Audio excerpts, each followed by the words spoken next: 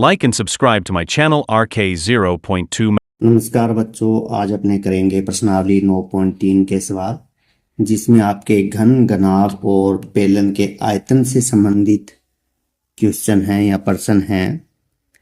तो घन, घनाभ और बेलन का आयतन क्या होता है ये अपने देख लेते हैं। तो घन क्या है?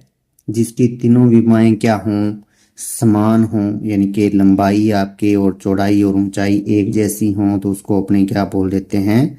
घन बोल देते हैं। तो इस तरह से आपकी आकृति क्या होगी जिसमें ये आपकी लंबाई और आपकी ये चौड़ाई और ऊंचाई एक जैसी हों, तो ये आपका क्या है? घन है। इसी तरह से आपका घनाभ, जिसमें आपके लंबाई, चौड़ाई और ऊंचाई जो हैं तीनों ही अलग अलग आकर माप की हों, तो उसको अपने क्या बोलेंगे? घनाभ बोलेंगे। ये आपकी लंबाई है, ये आपकी चौड़ाई और ये आपकी ऊंचाई। इसी तरह से बेलन, आपके बेलन के अंदर क्या दिया होगा आपको? हाइट या ऊंचाई, और ये आपकी त्रिज्या या व्यास। तो घन, घनाभ, बेलन जो हैं वो तीनों ही 3D आकृतियां हैं। आयतन क्या है? आयतन किसको कहेंगे? जिस वस्तु द्वारा जितनी जगह घेरी जाएगी या जितना स्थान घेरा जाएगा वो उसका आयतन कहलाता है। तो आयतन से संबंधित सूत्र क्या बनेंगे? इसका जो घन है, घनाभ है, इसके अंदर कितने कितने फलक हैं? फलक देखेंगे तो अपने 6 फलक घन के अंदर हैं और 6 ही फलक अपने घनाभ के अंदर है। तो नीचे वाला जो फलक होता है उसकी लंबाई, चौड़ाई और ऊंचाई जो है वो सब फलक इसके अंदर क्या होते हैं? समान होते हैं। तो इसके आयतन से सूत्र जो बनेगा वो क्या बनेगा? भुजा की 3, यानी कि L की 3 या भुजा का घन भी कह सकते हो आप लोग। तो इसका दूसरा सूत्र क्या बनना है फिर? क्योंकि इसकी लंबाई और चौड़ाई एक जैसी हैं, नीचे वाला घन जो है वो सब घन एक लंबाई और चौड़ाई के होते हैं, तो इसको अपने क्या बोल सकते हैं? आधार का क्षेत्रफल। क्या कहेंगे? आधार का क्षेत्रफल और गुणा में ऊंचाई भी इसको अपने लिख सकते हैं। इसी तरह से घनाभ के आयतन का सूत्र क्या बनेगा? लंबाई इंटू चौड़ाई इंटू ऊंचाई। इनके जो नीचे वाला फलक है उसको अपने क्या बोल सकते हैं? ये जो फलक है आपका किसके समान है? आयत के समान है। और आयत के क्षेत्रफल का सूत्र क्या होता है? लंबाई गुना चौड़ाई। तो नीचे क्या कह सकते हैं? आधार का क्षेत्रफल। आधार का क्षेत्रफल लंबाई गुना चौड़ाई, यानी कि आधार का क्षेत्रफल और गुणा में क्या हो जाएगा? ऊंचाई। और इसी तरह से बेलन के आयतन का सूत्र क्या बनेगा? पाई आर स्क्वायर एच। तो पाई आर स्क्वायर क्या है? क्योंकि एक वर्त जो होता है, वर्त के अंदर सेंटर है आपका, ये आपकी त्रिज्या है, तो इस वर्त का जो क्षेत्रफल का सूत्र जो होता है वो क्या होता है? पाई आर स्क्वायर। यानी कि जितने इसके अंदर वर्त हैं उसको हाइट के साथ गुणा कर देते हैं तो उसका आयतन आ जाता है। तो ये यहाँ भी लिख सकते हैं आधार का क्षेत्रफल, आधार का, बेलन के आधार का क्षेत्रफल इंटू ऊंचाई, यानी कि इसके दो दो सूत्र बन गए। तो इन्हीं सवालों को इन सूत्रों के हिसाब से अपने इनको हल करेंगे। आयतन के साथ एक शब्द और आएगा, धारिता। धारिता क्या है? आयतन तो है जिस वस्तु द्वारा, मान लो ये आपका घन है या घनाभ है, इस घनाभ के द्वारा जितनी जगह घेरी जाएगी वो तो उसका क्या हो गया? आयतन हो गया। और इसके अंदर कितना पदार्थ आएगा? पदार्थ के अंदर आपके ठोस, द्रव और गैस, यानी कि तीनों ही अवस्थाओं में से कोई भी अवस्था हो सकती है पदार्थ की। तो तीनों पदार्थ जो हैं या तीनों पदार्थों में से कोई भी पदार्थ है, इसके अंदर जितना आएगा वो इस आयतन की इसके घनाभ की क्या कहलाएगी? धारिता कहलाएगी, चाहे आपका द्रव है चाहे आपका गैस है।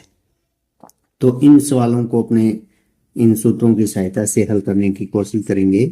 तो पहला सवाल क्या दिया हुआ है, आपका एक बेलनाकार टैंक दिया हुआ है कि बेलनाकार टैंक है, निम्न में से किस स्थिति में उसका पृष्ठीय क्षेत्रफल याद करेंगे और किस स्थिति में आयतन। तो अपने को याद है कि पृष्ठीय क्षेत्रफल में कब याद करते हैं, जब अपने को कोई कलर करना हो। जैसे अपने को मान लो एक टैंक दिया गया है, टैंक जो है इस तरह से है आपका, और कब आयतन याद करेंगे और कब पृष्ठीय क्षेत्रफल याद करेंगे। तो इस टैंक के अंदर जितना अपने को द्रव भरना है तो अपने क्या याद करेंगे, इसका आयतन याद करेंगे। जब इसके ऊपर अपने को क्या करना हो, कलर करना हो या धातु अपने को याद करनी हो कि इस टैंक को बनाने के लिए कितनी धातु की आवश्यकता होगी या कितने अपने पदार्थ की आवश्यकता होगी, तो अपने याद करेंगे पृष्ठीय क्षेत्रफल, है ना। धातु चाहिए अपने को या कलर करना हो या इसके ऊपर प्लास्टर करना हो, ये तीनों ही घन घनाभ बेलन के लिए लागू होगा। यानी कि इसके ऊपर अपने को कलर करना हो, घन हो, घनाभ हो, आपका कमरा हो, कलर करना हो या उसको अपने पुट्टी करना हो, तो अपने को पृष्ठीय क्षेत्रफल याद करना पड़ेगा। तो पहला सवाल क्या है, किस स्थिति में आपको पृष्ठीय क्षेत्रफल याद करना है और किस स्थिति में आयतन। तो पहला सवाल क्या है, यहाँ याद करने के लिए कि इसमें कितना पानी रखा जा सकता है, क्योंकि अपने को पता है आपका एक टैंक दिया हुआ है और टैंक के अंदर पानी कितना आएगा। मान लो ये एक टैंक है और टैंक के अंदर कितना पानी आएगा, तो क्या याद करना पड़ेगा, इसका अपने को आयतन याद करना पड़ेगा, क्योंकि इसके अंदर कितना पानी रखा जाएगा तो अपने उसका क्या याद करेंगे, आयतन याद करेंगे। इसी तरह से इसका दूसरा सवाल है। दूसरा सवाल क्या है, इसको प्लास्टर करने के लिए वांछनीय सीमेंट के बोरियों की संख्या, यानी कि अपने को सीमेंट की कितनी बोरियां चाहिए। तो इसके लिए क्या याद करना पड़ेगा, क्योंकि आपको पता है भी टैंक जो है इस आकार का है, बेलन के आकार का है, और इसके ऊपर अपने को क्या कार्य करना है, पुट्टी करनी है या सीमेंट करनी है या कलर करना है। तो अपना उसको क्या चाहिए, पृष्ठीय क्षेत्रफल याद करेंगे। तो क्या याद करेंगे, पृष्ठीय क्षेत्रफल। तो इसका अपना बोरियों की संख्या ज्ञात हो जाएगी। इसी तरह से अपना मान लो तीसरा क्वेश्चन देखते हैं। तीसरा क्वेश्चन क्या है, पहले का सी वाला, इसमें भरे पानी से भरे जाने वाले छोटे टैंकों की संख्या। तो एक टैंक है या आपकी एक टंकी है और उस टैंक में जो पानी है उससे कितने छोटे टैंक भरे जा सकते हैं। तो इसमें क्या है, ये आयतन से संबंधित सवाल है, तो अपने क्या याद करेंगे, आयतन याद करेंगे। दूसरा सवाल जो है आपका वो क्या है, एक बेलन ए का व्यास 7 सेमी, ऊंचाई 14 सेमी है। बेलन बी का व्यास 14 सेमी और ऊंचाई 7 सेमी है। परिकलन किए बिना आप बता सकते हैं कि इन दोनों में किसका आयतन अधिक है। दोनों बेलनों का आयतन ज्ञात करते हुए इसका सत्यापन कीजिए। जांच कीजिए कि क्या अधिक आयतन वाले बेलन का पृष्ठीय क्षेत्रफल भी अधिक है। तो अपने इसके अंदर क्या है, दो प्रकार के आपको बेलन दिए गए। तो बेलन की आकृति किस प्रकार से होएगी, मान लो ये एक आपका बेलन है जिसका आपको व्यास दिया हुआ है यहाँ पे कितना, 7 सेमी। ये जो आपका बेलन का व्यास जो है वो 7 सेमी है और ऊंचाई इसकी आपको दे रखी है 14 सेमी। ये यहाँ से लेकर इसकी ऊंचाई जो है वो कितनी दे रखी है, 14 सेमी दे रखा है। बी जो आपका बेलन है वो किस तरह से है, उसका व्यास जो है वो है कितना, 14 सेमी है। ये आपका व्यास कितना है, 14 सेमी है और ऊंचाई इसकी आधी कर दी, यानी कि इसकी 7 ही सेमी जो है ऊंचाई है। मान लो ये ऊंचाई जो है वो आपके 7 सेमी। तो ये कह रहा है कि किसका आयतन अधिक होगा।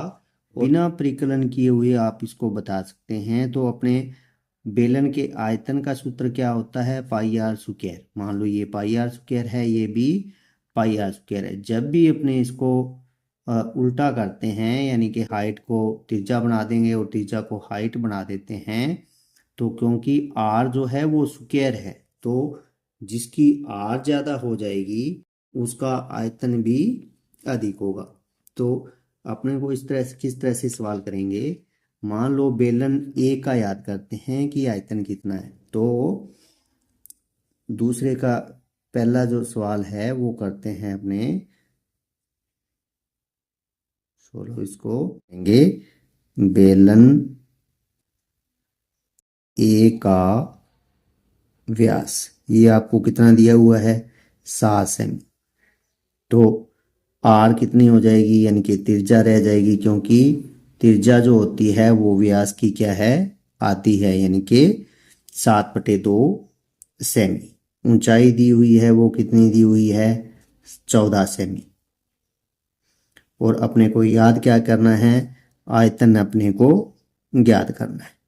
तो आयतन का सूत्र क्या होगा, बेलन का आयतन, जैसा कि अपने को पता है कि बेलन का आयतन का सूत्र क्या है, पाई आर स्क्वायर एच है। अब इसके अंदर अपने इसके मान रख देते हैं। तो पाई का मान कितना होगा, हमेशा 22/7, और आर यहाँ कितनी है, 7/2 इंटू 7/2, क्योंकि स्क्वायर है तो 2 बार लिखेंगे अपने। और एच कितना है अपना, 14। अब इसको अपने काटेंगे तो 7 से ये 7 कट गया, 2 से काटेंगे तो 1 दूनी 2 और 7 दूनी 14 के 2 से 1 2 एकम 2 और 11 दूना 22। अब नीचे क्या बचा है अपने पास, 1 1 बचा है, और ऊपर क्या बचा है, 7 इंटू 7 इंटू 11। तो यहाँ क्या आ जाएगा आपके, 11 इंटू 7 7 49, ये हो गया आपका 11 निमा 99, 9 सल 44 और 9 आ गया आपका 53। तो यहाँ क्या हो गया, आयतन आ गया आपके 539 घन सेमी। ये तो आपका बेलन ए का आयतन। अब अपने याद करते हैं बेलन बी का आयतन। तो बेलन बी का आयतन क्या लिखेंगे, बेलन बी का अपनों को क्या दिया हुआ है, व्यास दिया हुआ है। बेलन बी का व्यास कितना है, 14 सेमी। और आर कितनी हो जाएगी, आर हो जाएगी 14/2, यानी कि ये कटेगा तो अपना 7 सेमी। और ऊंचाई कितनी है, ऊंचाई है अपनी 7 सेमी। और आयतन अपने को, बेलन बी का आयतन अपने को ज्ञात करना है। तो बेलन का आयतन का सूत्र क्या है, बेलन का आयतन, बेलन का आयतन का सूत्र क्या हो जाएगा, पाई आर स्क्वायर एच, यानी कि 22/7 इंटू आर कितनी है, 7 सेमी इंटू 7 सेमी, और आर ऊंचाई कितनी है, 7। तो 7 से ये काटेंगे, 7 7 49 और 22, इसका गुणा करेंगे, 22 को अपने 49 के साथ गुणा करेंगे तो ये आएगा आपका 1078 घन सेमी। तो इसके अंदर क्या हो गया, आपके बेलन बी का जो आयतन है वो बेलन ए के आयतन से अधिक है। प्रश्नावली 9.3 का तीसरा सवाल क्या है, एक ऐसे घनाभ की ऊंचाई ज्ञात कीजिए जिसके आधार का क्षेत्रफल 180 वर्ग सेमी और ऊंचाई आपके 900 घन सेमी दी हुई है। तो इसको अपने सॉल्व करेंगे तो किस तरह से करेंगे, घनाभ के आधार का क्षेत्रफल, ये अपने को कितना दिया हुआ है, 180 वर्ग सेमी। और आयतन कितना दे रखा है अपने को, आयतन यहाँ लिख लेते हैं 900 घन सेमी। अपने को याद क्या करना है, इसकी ऊंचाई अपने को ज्ञात करनी है, यानी कि एच अपने को याद करनी। तो बेलन के आयतन का सूत्र क्या होता है, अपने घनाभ के आयतन का सूत्र क्या होगा, घनाभ का आयतन, घनाभ का आयतन बराबर लंबाई गुणा चौड़ाई और गुणा में ऊंचाई, ये सूत्र होता है। दूसरा इसका सूत्र क्या है, अपने नीचे आधार का क्षेत्रफल, आधार का क्षेत्रफल और गुणा में क्या आ जाता है, ऊंचाई। ये दो सूत्र थे अपने, जिसमें अपने इस सूत्र का उपयोग करेंगे, दूसरे सूत्र का। तो यहाँ क्या लिखेंगे, आयतन कितना दे रखा है अपने को, 900 घन सेमी, और आधार का क्षेत्रफल कितना है अपना, 180 वर्ग सेमी, और ऊंचाई अपने को ज्ञात करनी है, यानी कि हाइट अपने को ज्ञात करनी है। मैं चर राशियों को इधर राइट हैंड साइड की तरफ ले आता हूं, तो क्या हो जाएगा, 900 घन सेमी है, तो अपने इसको क्या लिख सकते हैं, semi into semi into semi, और नीचे क्या आएगा आपका 180 सेमी इंटू सेमी, वर्ग सेमी है। तो इसको अपने काटेंगे तो 2 सेमी से ये 2 सेमी कट गया, 0 से अपना ये 0 कट गया, 9 से काटेंगे तो 10 9 90, और 9 से ये काटेंगे तो 2 से 1 दूनी दूनी और 5 दूनी 10। ऊपर अपने पास क्या बचा है 5, और नीचे क्या बचा है अपने पास 1, यानी कि 5 और सेमी। तो हाइट कितनी हो जाएगी अपनी, हाइट जो हो जाएगी वो कितनी हो जाएगी, 5 सेमी। ये आपके तीसरे सवाल का आंसर हो गया। Like and subscribe to my channel RK0.2 Maths.